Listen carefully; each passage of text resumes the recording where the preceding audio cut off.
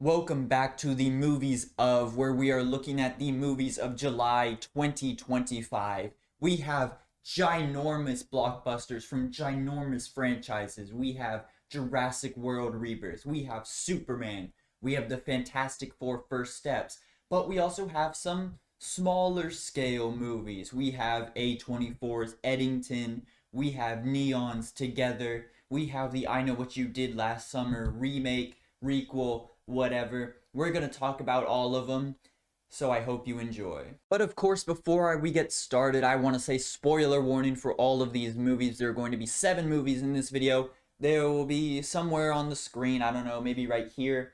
That's the list we're going to go in the description. There are timestamps, so you could skip around if you want.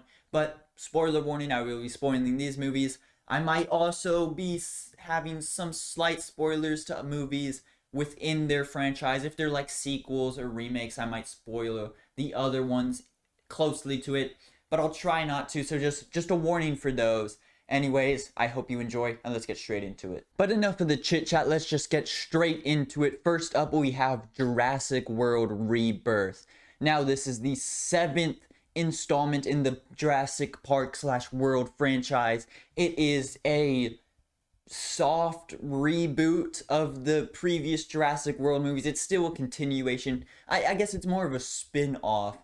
And I would say of the other 5 sequels that there are, this might be the best of them. Now, of course, this is nowhere near as good as the original Jurassic Park. So if I say anything that this is the best in the franchise, I mean it's the best, not including the original Jurassic Park, because that just says everything these movies do, but just so much better. But I would say this is probably my favorite of the sequels. Now, I remember when I first watched a lot of these movies, I really didn't like them. I hated the Jurassic Park 2 and 3. I didn't like Dominion. And then I rewatched them all recently, and I'll say my ranking of the entire franchise in a little bit. But I didn't hate them as much as I used to, and I kind of feel like the same about this. I don't think it's extraordinary. It's definitely the best of the sequels, but it's a very low bar. But I think this movie has probably the best set of characters since the original. I mean, Scarlett Johansson, Mahershala Ali, Jonathan Bailey, they're all great. They're all just great actors in general, but they're all great in this, both when they're by themselves and together. I thought they had really great chemistry that just made the movie really fun to watch. But, of course, the story, it's, oh, we gotta go to an island, but surprise, the island filled with dangerous dinosaurs is dangerous. And, it's nothing like innovative. I don't think it's the most innovative of them. I still would have liked to see dinosaurs in the real world, but I don't think we'll ever see that really. But this does have like one of my favorite tropes. I know it's a little basic, but I just have like a guilty pleasure for it. It's when there's like a list of, you need to get these 3 things from these 3 animals, and you got to go in and each, it's like we get this, then we go to the next one, then we go to the next one. That's one of my favorite tropes in like games and movies and TV shows, and that's what they do here. They have to go to 3 different dinosaurs because 2 of them aren't actually dinosaurs, which is annoying, but that's just like the tiniest nitpick of all time. And now, while I just said I liked the characters, I have to be honest, I didn't like the side characters. Like there's the side plot of the family. I didn't care for any of them. I thought the movie takes a pretty deep lull every time it goes over to them. I didn't really care about any of them. One of them adopts like a baby dinosaur at one point, and I can see the movie is trying so hard to be like, hey kids, look at this, we all love this little baby dinosaur. But I was not falling for any of that. I was like, I don't care about this. You just brought this dinosaur to the real world where it's gonna die immediately once it gets there because all the other dinosaurs are dying there. It's really stupid. But I think the main cast of characters is enough to pull it together. When they're all together, it's fine, but when it kind of like jumps between them, I was like, okay, I don't really care about any of these people. And then there is the case of the mutant dinosaurs. Now, I might have been the only person who was watching the trailers and think, oh, this is going to be like mutant dinosaurs, like the whole thing. But they're barely a part of it. Like there might be 3 or 4 mutant dinosaurs that show up, and they really only show up at the very, very end. And the main one, what, the D-Rex, something like that, he's like barely in it, even though he was all over the trailers. And I've always liked the, mutant dinosaurs or like genetically modified. I thought that was pretty interesting. I mean, what else are you gonna do? Like I never hated that trope in the Jurassic World movies, but this one I was kind of hoping to see, more of it, but it's really a very, very tiny like side thing that happens at the very end. But, it's fun. The CGI is phenomenal. All the dinosaurs look great. It has great characters. It has a good enough story. It's not really special. That's really the whole movie. It's not really special, but I think it's enough to be at the top of the Jurassic World Park, ranking. I think it's not as good as the original, obviously, but it's definitely better than all the sequels. And so I guess it's time to get to my Jurassic Park / World franchise ranking. And before I start anything, let's just sound the hot take alarms, because I'm about to say some crazy things that not a lot of people are really gonna like. And so let's just get started. The first one, obviously number one, Jurassic Park, the original. It's amazing, it's phenomenal. I don't need to say anything about it. Then number two, I'd probably put this movie, Jurassic World Rebirth. I think it's the best of the sequels. I mean, it's like watchable, it's fun. It doesn't really have as many bad things as the other movies do. And then here's the real hot take. I know I'm probably gonna get crucified for saying this, but my third favorite of these movies is Jurassic World Dominion. I know.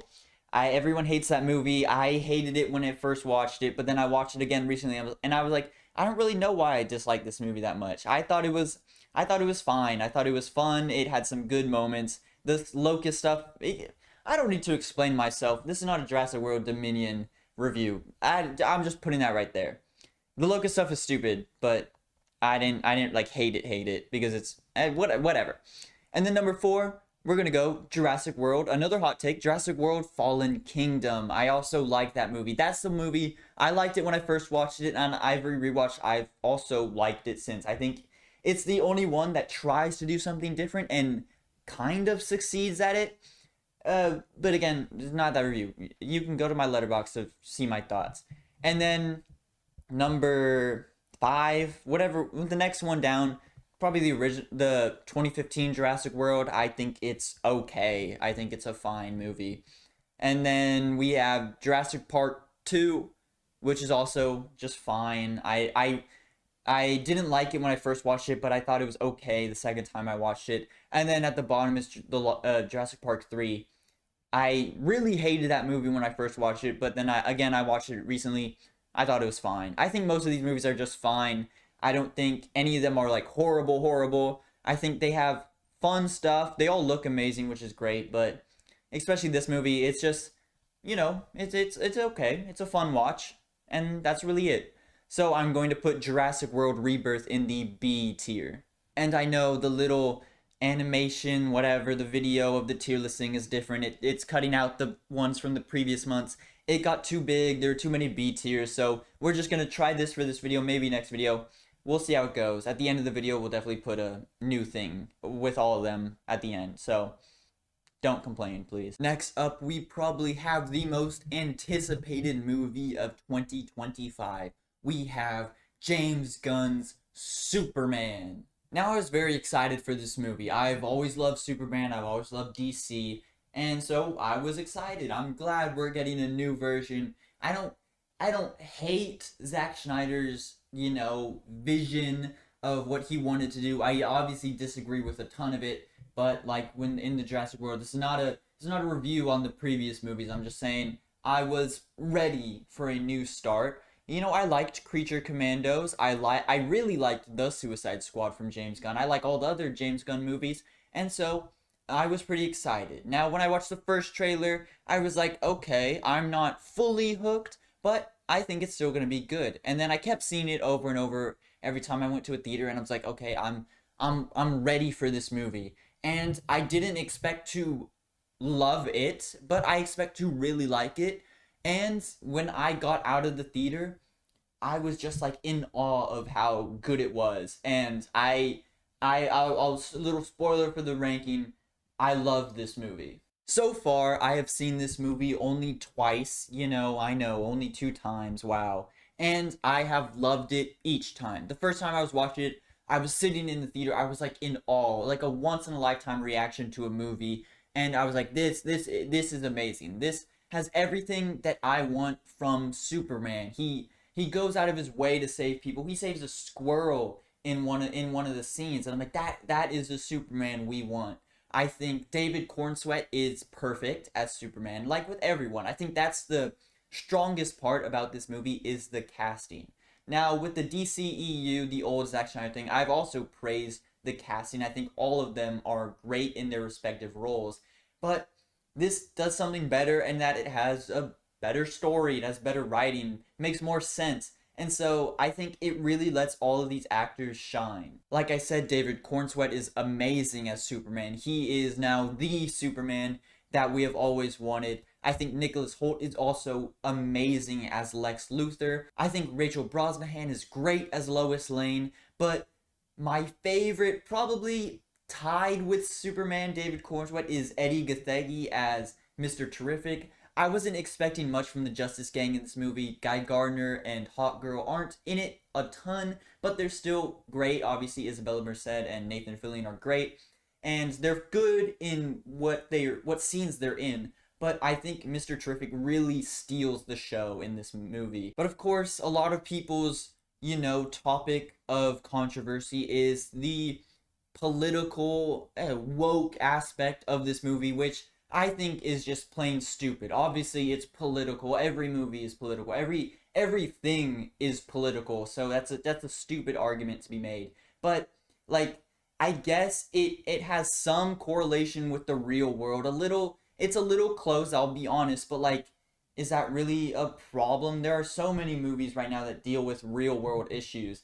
Just because it's a Superman movie doesn't make it like worse, or whatever. It's just a stupid argument. And so I think if you really have a problem with Superman saving innocent people from being murdered, then I think you just need to take a long look at the mirror and be like, you are a bad person, because you clearly just don't get it. And that's probably one of my favorite things about this movie, is that it really makes you feel hopeful. Like, what Superman stands for is that hope and good and just being human. And that's really where this movie shines, because even though he's an alien, he's probably the most human character in this entire movie. I think David Cornsweet plays it perfectly. There's a ton of great dialogue, obviously written by James Gunn. It's just great. Everything about this movie is just amazing. There are definitely moments where I caught myself tearing up, especially on my second rewatch. And I think what I really can just encapsulate my entire view on this movie is that clip from The Unbearable Weight of Massive Talent, where Pedro Pascal is talking to Nick Cage about Paddington 2. I cried through the entire thing and made me want to be a better man. And that just encapsulates everything I feel about this movie. I loved it so much.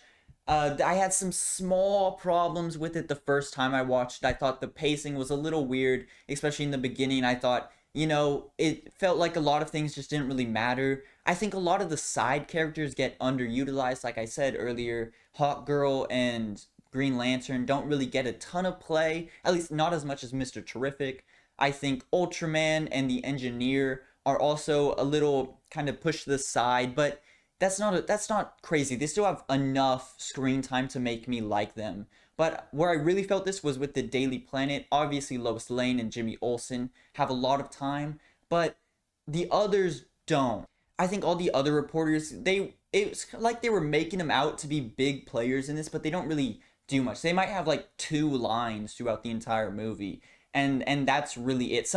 One of them doesn't even get a line. He's just kind of there in the background, and it's just kind of weird. That I felt was a little weird, but that's also just like a small nitpick, because do I really need to see more of them?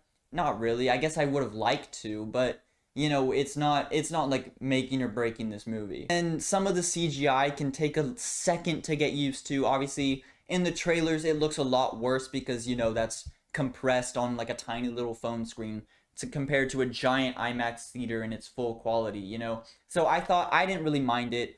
I really liked all the flying. I really liked all the action. I liked all the CGI. I didn't hate it. It can look a little cartoonish sometimes, but it once you get used to it as the movie goes on, it doesn't become a problem anymore. And so I am going to put Superman in the S tier, our first S tier of the year. And I don't know if it's my favorite movie of the year. It's definitely at least number 2. It might be tied with Sinners. I don't know. I loved both of them very much, and so it's definitely going to probably end in the top 3 this year. Maybe 1. I don't know. If I watch it again, we'll see. But I love this movie, and I encourage everybody to watch it. And speaking of political movies, we are moving on to Eddington, the brand new Ari Aster A24 movie. Now, similar to The Life of Chuck from last month, this is directed by a known horror director. Obviously, Ari Aster directed Hereditary and Midsommar. And so, for a non-horror movie, I was a little concerned. I was like, are you sure this is not a horror movie? You know, it's Ari Aster. I haven't seen Beau's Afraid, but I know that's a horror movie. And so I was a little worried, and I think it's interesting. Now, this is a satire parody of, COVID. This movie takes place in a small town in New Mexico during 2020's COVID and, everything that happened during then. It's about 2 small time, mayors. One of them is I guess a liberal mayor. The main character, Joaquin Phoenix, is the more conservative one.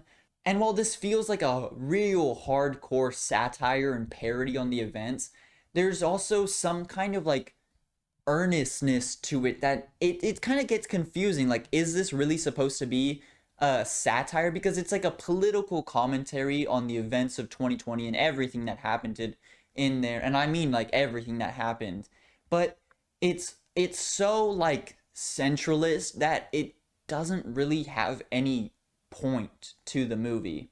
At first, Joaquin Phoenix's character is the main character, so we're with him for the most of the movie, and he's this anti-masker in this small town in New Mexico, and he's I don't need to wear a mask, COVID's not here in this town, so why would I wear it? And it's obviously okay, this guy's an idiot. It's not that big of a deal. Just put on a damn mask. And then, his wife and his, mother-in-law are, these, hardcore conspiracy theorists about, oh, these celebrities are, whatever. It's just weird. And then, obviously, Pedro Pascal's character is the more, left-wing mayoral candidate. And, he's oh, let's wear masks. Let's protect our city. And then it's kind of okay, obviously Joaquin Phoenix's character is supposed to be the dummy of this movie, and that's kind of the point. But then it's also oh, but both sides are bad, and that's really what a lot of this movie does. It's just, oh, yes, this side did bad things, but this side also does bad things, and that's where I think I dislike the movie the most. Even if it didn't side with my political beliefs, I still would have liked it to pick a side, because it's just so centralist that I walked out of the theater and I was why? What's the point of watching this movie? Especially with a director like Ari Aster, who has themes and messages hidden throughout all of his movies. It just really felt like it was lacking in this one. And then during the second act, this movie just takes a ginormous turn. Now, the first act is fun, it's goofy, it's this satire, political comedy, drama, whatever.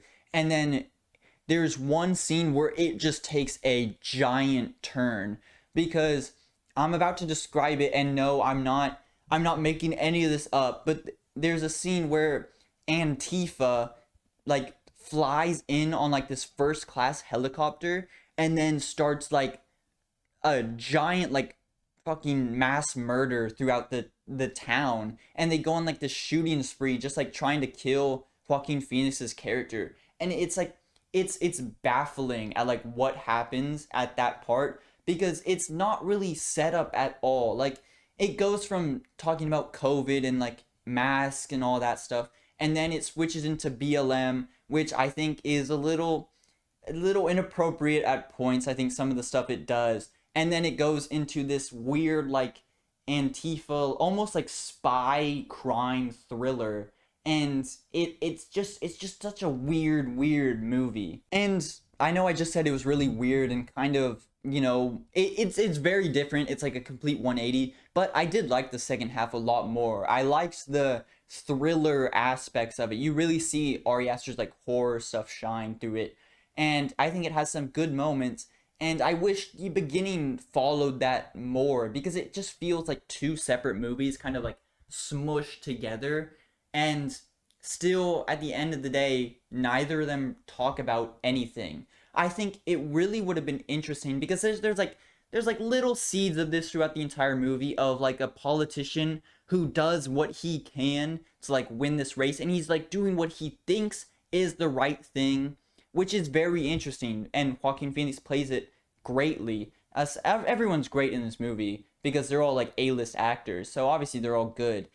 But it just doesn't really follow that. It's like at points there are interesting moments where, his character is like, oh, this is what I believe is right, even though it's costing me my relationship, my town, all the people that like me. And that's very interesting to see.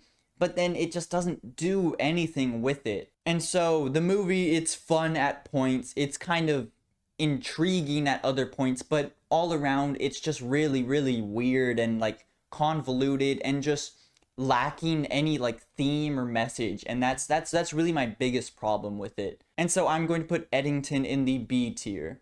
Next up we have I Know What You Did Last Summer, the 2025 requel of the 1997 movie of the same name. Now, I have some choice words to say about this movie, but I'll start it off with saying I don't like this franchise. I think the original is mid and honestly teetering on bad. I think the sequel, I Still Know What You Did Last Summer, is fun, like for 10 minutes, and then it's just bad the rest of the time. And then I'll Always Know What You Did Last Summer is horrible. It sucks. I don't need to say anything more about that. And so I was not excited to watch this. I don't care about this franchise. I don't care about these movies. I don't like them. They're all kind of bad. And so when I was watching this, I was like, okay, this isn't bad. This is, it's fun. It's your modern horror movie. It has some fun moments, some good characters, good kills. But then one thing happens. Just one thing happens at the very end of the movie that made me hate this movie.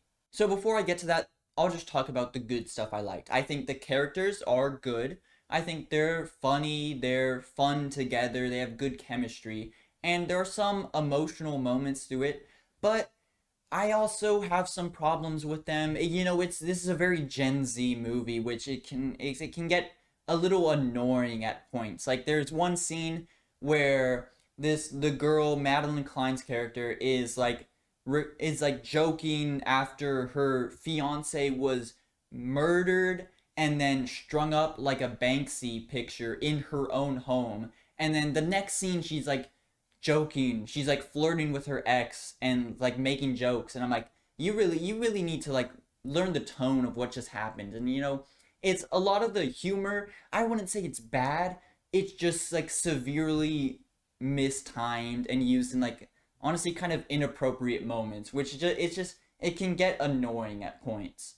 But I was enjoying a lot of this movie, a lot more than I thought I would for a majority of the runtime up until it got to the killer reveal.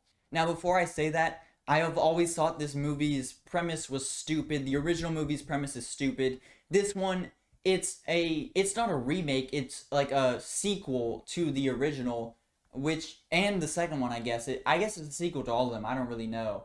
But it's just so it's so coincidental that the exact same thing happens in this movie that happened in the 1997 movie.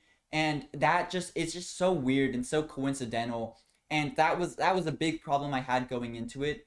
And the killer reveal, I think it makes it better. It makes it more logical of why it's so like coincidental. But then something else happens that truly makes me hate this movie. So at the end of the movie, the killer is revealed to be one of the main cast. The girl, I think her name is Stevie, something like that. And at first, I kind of rolled my eyes, like, okay, it's fine, it's not horrible, but like she doesn't really have great motivation, and it doesn't really make sense, like why she's doing it, like why now, why exactly like a year later, like why didn't you just do it back then? It just doesn't make any sense, but it's not horrible. And then a little bit after that, Madeline Klein's character shoots the killer and we think she's dead. And then the other main character goes to Freddie Prinze Jr.'s place, because the old cast is returning for this movie.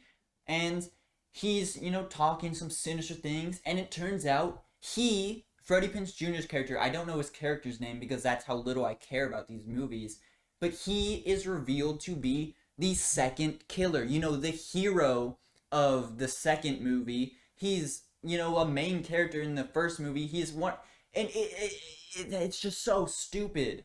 And I really can see how much I hate this like plot twist, because I know I've said it before and I'll keep saying it, I don't like these movies. But this, I watched this in theaters and I almost just like sighed. I had like a physical reaction to how stupid this reveal was. And what I can compare it to is like, imagine you're sitting down in the theater and you're watching the 2022 Scream requel, and one of the killers is revealed to be Dewey because his sister got killed in the original, so he's just gonna come in and kill people because why not? That's literally what happens in this movie, and it's so stupid. And so that makes me hate this movie, because, and it's sad because I was really enjoying it for up until then. I was like, okay, this actually isn't bad. I might give it like a 3-star. And then that one thing happened, and that just plummeted my review for it. And now I just hate it. I hate talking about this movie. I hate thinking about it. It just makes me mad because that one little thing, that one little twist is just so stupid, so stupid. And I can't even explain how stupid it is. It's just so stupid. And I think it does have some really good moments. There's one kill that I really liked where it's one of the characters who's like suffocating as his like phone's going off and he's like right outside. I really liked that. I thought that was a great scene. And there were some other good kills in it, but that killer reveal, it just pissed me off so much. And I'm just gonna stop talking about it now because it's just gonna keep making me angry. So I'm going to put I Know What You Did Last Summer in the C tier. And I know, C tier, what, not F, not D. I'm just trying to, balance it out a little bit. And next up, we have our next big, giant, huge blockbuster. We have the Fantastic Four: First Steps. Now, this is probably my most anticipated movie of the year. I was looking forward to this so much. I love the Fantastic Four. I've loved them since I was a kid. I grew up watching the 2005 and 7 movies, and as bad as those are, I really enjoyed them at the time. I love the Human Torch, I love the Thing, I love Invisible Woman, I like Mr. Fantastic, but I was just so excited for this movie, and I'm happy to say I think it mostly paid off. Now, I was anticipating to love this as much as I loved Superman, and I was probably anticipating to love Superman as much as I liked this movie. And so I kind of feel like I kind of switched on those two. I expected to really like Superman. I didn't expect to love it. And I expected to love this movie. And in reality, I really liked it. I didn't love it as much as I wanted to, but I still enjoyed a lot of the things happening in this. I think this is obviously the best Fantastic Four movie. Yes, I think it's better than The Incredibles, but I'm not including that when I say this anymore. I think it's leagues ahead of the 2015 movie. I think it's a lot better than the 2005 and 2007 movies. And, I mean, do I even need to talk about the 94 movie? And I think this is obviously the best adaptation of all these characters. I think they actually have great chemistry for the first time. Like in the early movies, they had good chemistry, but I didn't really believe it that much. In this movie, I believe that they're all best friends, that they all love each other, that they're all a family. I believe that Reed and Sue actually love each other. I believe that Johnny and Ben are actual friends and that they don't hate each other. Because that's one of the things I love most about this movie, is that Johnny is just not this complete asshole to Ben at every second he can be. And all the performances are great. Like I said, they have amazing chemistry. I love their costumes. I think their costumes are amazing. I love the blue and white. And I like how unconnected it is from the MCU. You know, after the Thunderbolts post-credit scene, I was expecting something a lot different. But it really doesn't have anything to do with that. And I like that in retrospect. You know, when I first watched it, I was like, okay, but what about the Thunderbolts post-credit scene? And now I'm thinking back to it, like, I didn't need answers to that. I'll just wait until Doomsday. And so I'm happy it didn't really go into that. I'm happy it was just this contained story. And I also like how it's not an origin story. I don't need to see these characters' origins again. I know all these people. I guess for more general audiences, they probably don't know it as much. And, it's not as popular as, like, Spider-Man or Batman. And so I like that it didn't go into that because I didn't need to see it. I know these characters like the back of my hand. So I didn't need to see it. And so that wasn't really a problem for me. But that does stem into one of the problems I have with this movie, in that it feels like there is a lot missing from it. And that's probably because there is a lot missing from this. Watching trailers, there's a lot of missing stuff that, yes, they're probably just going to be in like the beginning montage, but still, it would have been nice to see them. I know they were probably removed for like pacing reasons or like for genuine reasons that probably makes this movie better, but I still would have liked to see them. I always liked my Marvel movies a little longer, and so I think my biggest complaint with this movie is that I think it could be like 20 minutes longer, and that wouldn't have hurt it for me. I think some more backstory to who these versions of the characters are would have been nice. And the beginning can feel a little bit rushed at points, but I think once Silver Surfer truly shows up, I think that's when the movie really like picks up, and that's where all my complaints really leave. Silver Surfer Shia LaBeouf, played by Julia Garner, is great. She is one of the best parts about this movie, if not the best. Galactus, played by Ralph Ineson, is also amazing. I'm finally happy they did it, and he doesn't look stupid, which is amazing. I love the design. I love all the designs of these characters. Galactus looks amazing. Silver Surfer looks amazing. I do really like the Thing. I love his beard. I would say it's my favorite of them. I don't really like the 2005 and 7 one. I respect that it's a practical suit, but I don't really think it's not like big enough for me. I like the 2015 Thing design. I actually really like that design. I just wish he wasn't naked in that movie. But I think this movie does it the best. I think the CGI is great. Obviously, when I first saw it in the trailer, it kind of looked a little uncanny, but I've gotten used to it, and now I really enjoy it. And then probably my last complaint about this movie is that I think the four, I wouldn't say they don't do much, but they don't really use their powers a whole lot, which kind of sucks. Obviously, Johnny and Sue are like the main players of this movie. They use their powers a ton, especially towards the end. But the Thing, he's in the rock form the entire movie, which is good enough. I would like to see him, punch stuff more. He does say it's clobbering time, which is amazing. I love the way he says it too. But Reed, he doesn't stretch a whole lot. He might stretch his arm out when he's writing on a whiteboard. He might, like, in the beginning montage, he uses his powers a lot.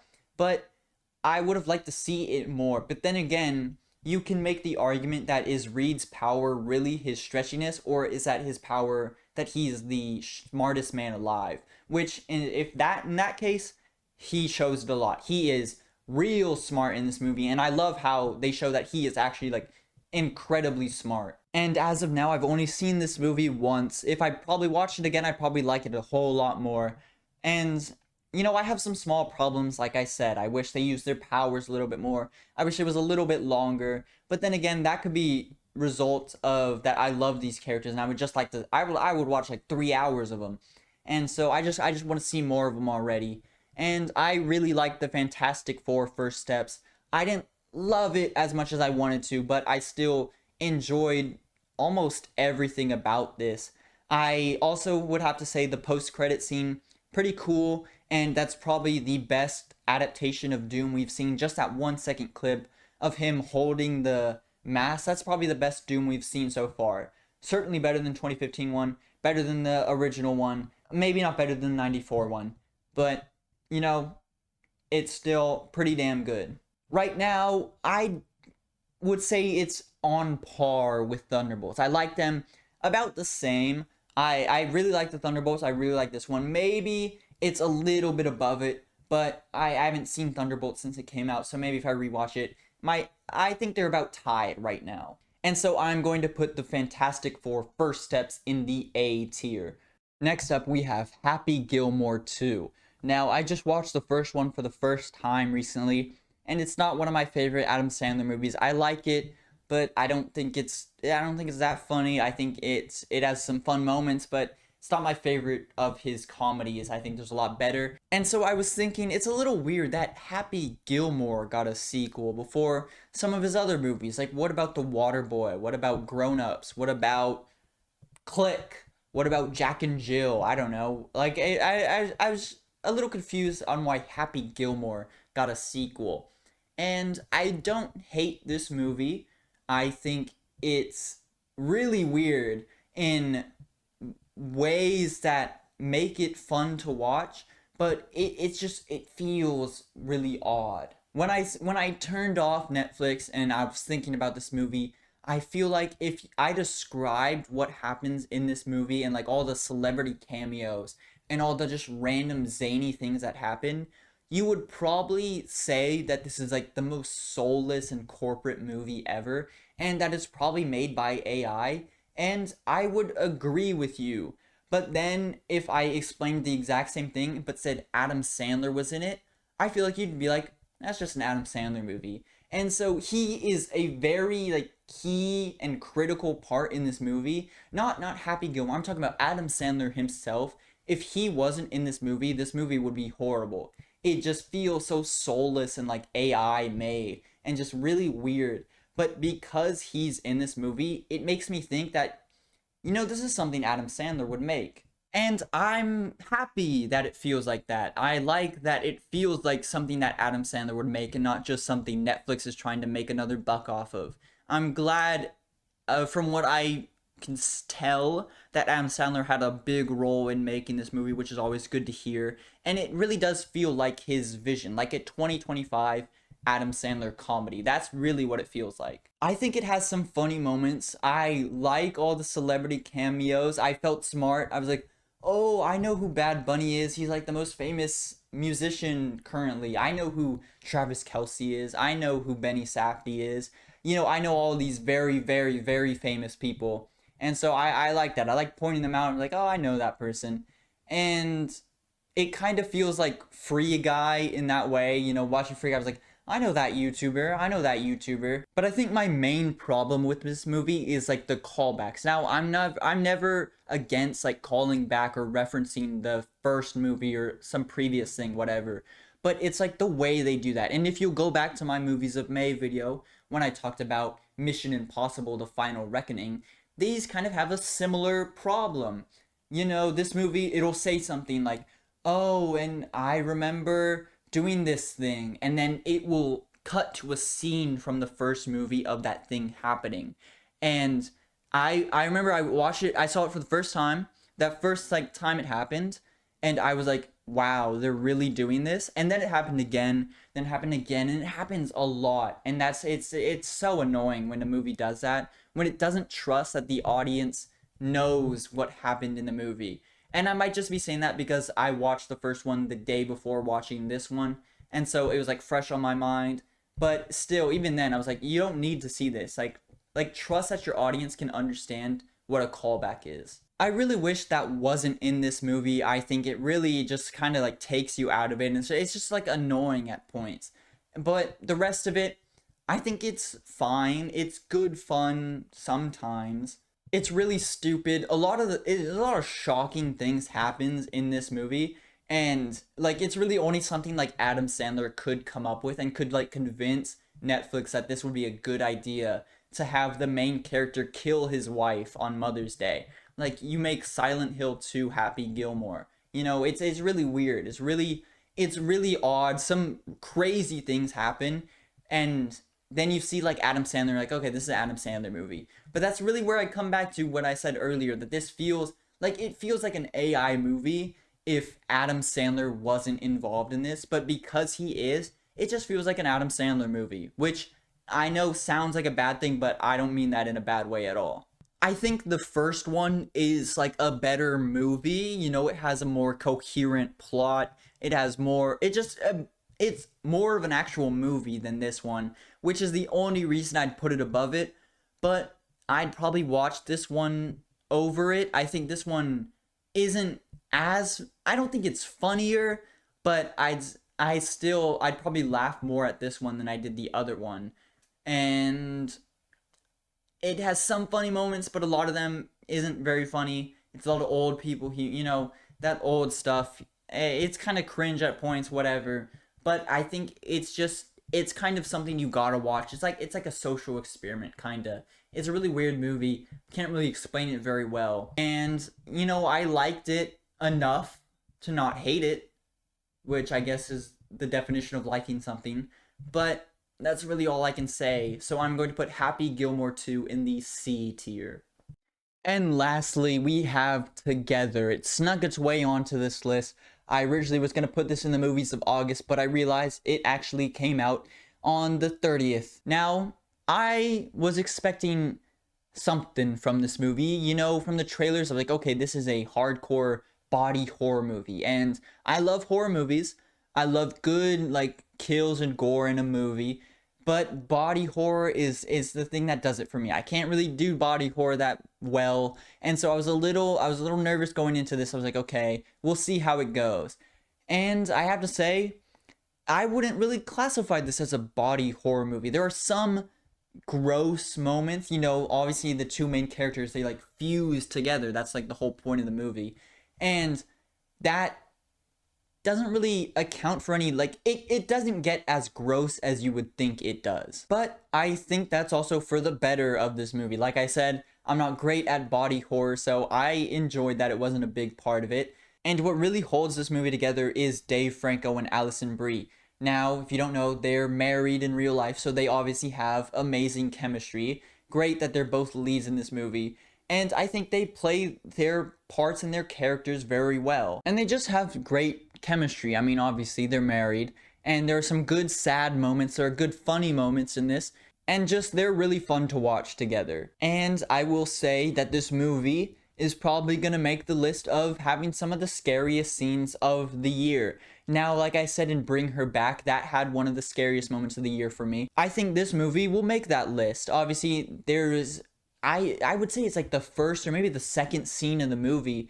It's, if you've like scrolled on TikTok, you've seen it because it's like the promotional scare for this movie, which I didn't see in the trailer. And so I saw it for the first time in the theater, and so it got me pretty good. It's the scene where Dave Franco's in a bed, and it's just done very well. I won't spoil that because I think you should go see it for yourself. That was a great scare. Great.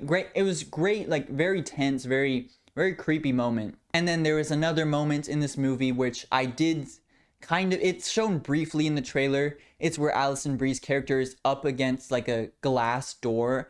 And I think that scene was also pretty creepy, pretty tense, pretty scary. So those two moments I would probably put in my scariest scenes of 2025 list.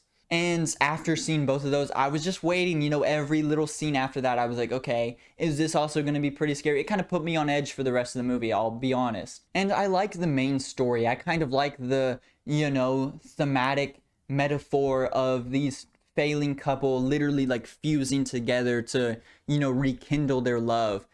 And while I think it's done mostly in the second half, and I do think the second half is worse than the first, but like worse in quotes. I don't think it's like bad at all. I just think it's a little more complicated than the first half because it really delves into it, but it also doesn't really explain, this process that they're like fusing together because they drank water from a cave or whatever, some like ritual or something. They kind of go into it, but they don't go into it enough to where the explanation feels, like, okay, I understand that. Which I only think is a bad thing because they tried to do it. I wouldn't have minded if they just didn't explain it at all, because that never really crossed my mind until they started trying to explain it, and I don't think the explanation really went very well. But I do love the ending of this movie. I think the ending is it's sad, it's bittersweet almost. I think it was a great ending.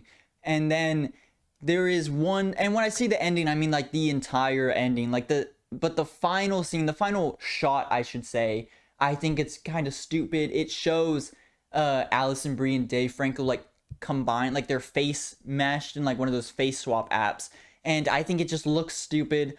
I think I just kind of laughed at it. I was like, oh, that's really stupid. They really shouldn't have put that in there. And I think that's just like that's a nothing complaint for me. I just needed to mention that because it's been on my mind since I watched this. And so for the most part, I really enjoyed this a lot more than I thought I would have. You know, it's not a very body horror movie, which I didn't care for that much. I'm honestly kind of glad it wasn't. I think it has some great emotional moments. Obviously, the two have great chemistry together. I think it has some good funny moments, though similar to I Know What You Did Last Summer, some of it does feel a little, you know, mistimed or like just during the wrong scene. Like some very serious thing is happening and then one of them just makes a joke and it kind of just feels a little off. Like, okay, maybe save it, better timing next time. But like that's that. And the second half, I don't think the explanation is very good. I think it's just kind of simple and doesn't go into it enough. And it's not very, it doesn't make you feel like, okay, I understand that. But I still really enjoyed a lot of this movie. I think, like I said, the ending is amazing. The chemistry is amazing. Emotional moments amazing. All of it's pretty good. I definitely would recommend this to all the horror fans out there. So I'm going to put Together in the A tier. Alright, well that is all for the movies of July. I hope you all enjoyed. Leave a comment down below. What are your thoughts on these movies? Do you agree with my tier list? Here is all of them with all the other movies from May and June. I know we're changing it up a little bit with how I show it. We'll see how it goes. We'll keep it, maybe not. I don't know. So tell me, do you agree with any of these? Do you like any of these movies? Do you hate any of these movies? Do you disagree with some of the things I said? Do you just have any comments about anything in general? I don't know. Put it down below. Remember to leave a like. Subscribe if you're new. I would really appreciate it. Thank you all again so much for watching, and I'll see you in the next one. Goodbye, everyone.